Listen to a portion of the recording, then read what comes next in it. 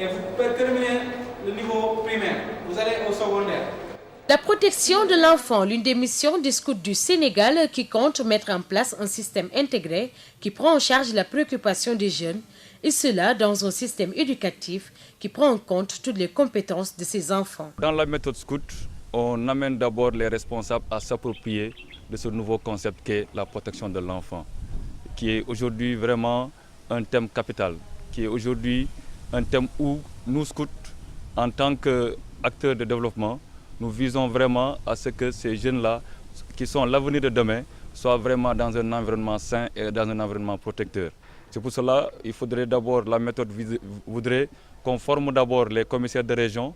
Ensuite, ces mêmes commissaires vont aller former des relais qui, à leur tour, vont former leurs propres enfants dont ils encadrent. Pour que eux-mêmes, les enfants dont on encadre, qu'ils aillent avec leur père, enfant, pour voir dans quelle mesure eux-mêmes ils vont participer à leur propre développement. Donc le développement psychologique, le développement social et surtout le développement économique. Consciente de l'éducation des enfants, l'Église compte mettre toute sa synergie en action pour l'épanouissement de ces derniers. Et nous avons constaté que les enfants, c'est ce maillon faible de la société qu'il faut à tout prix protéger. Nous avons les écoles, nous avons les mouvements d'action catholique, il y a les scouts et les guides, il y a aussi les CVAV, et à d'autres, la catéchèse c'est autre chose.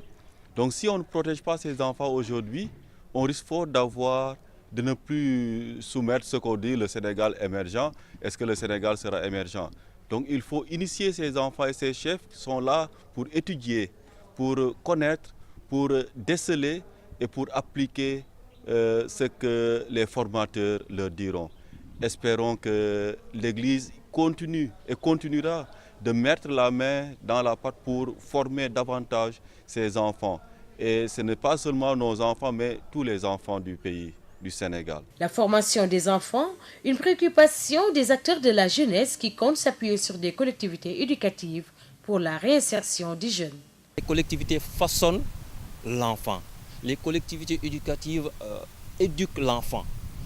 Donc, dans la collectivité éducative, nous avons savoir, dans un premier temps. On apprend à l'enfant à faire pas mal de choses. Mais aussi, il y a le savoir-être, le savoir-devenir, le faire-faire, le savoir-faire aussi, qu'on inculque à l'enfant avec différentes activités, que ce soit des activités sportives, que ce soit des activités culturelles, que ce soit des activités d'expression libre. Tout ça, on développe ça dans les collectivités éducatives. Au Sénégal, plusieurs associations s'activent dans le plaidoyer des enfants. Elles sont nombreuses à défendre leur cause. Nous avons plusieurs associations qui s'activent dans plusieurs domaines et souvent c'est des domaines assez diversifiés. Donc par exemple, nous avons l'association des encadreurs des collectivités éducatives du Sénégal qui s'active dans le domaine de l'encadrement des enfants, de la petite enfance aux adolescents. Nous avons les centres d'entraînement aux méthodes d'éducation active qui démarrent aussi de la petite enfance jusqu'aux adolescents, aux jeunes. Mais aussi nous avons à côté ce qu'on appelle les mouvements à foulard. Souvent c'est les scouts, les guides, la Croix-Rouge, les éclaireuses et éclaireuses du Sénégal qui aussi interviennent dans la prise en charge des jeunes en matière de formation, de civisme et de citoyenneté. Mais souvent toutes ces associations-là, les mouvements à foulard ont leur propre spécificité. Les associations comme CEMEA, ASS qui s'activent dans l'encadrement de la petite enfance aussi ont leur spécificité. Donc, mais aujourd'hui, tout ça c'est pour l'intérêt de nos enfants, de nos ados et de nos jeunes. La plupart des enfants sont abusés sexuellement ou bien ils sont dans des pires formes de travail ou bien il y a une maltraitance aiguë. Donc c'est toutes ces problématiques-là qui nous amènent vraiment aujourd'hui à travailler pour que l'avenir, ce don de Dieu, qui est l'enfant, puisse être vraiment entre de bonnes mains.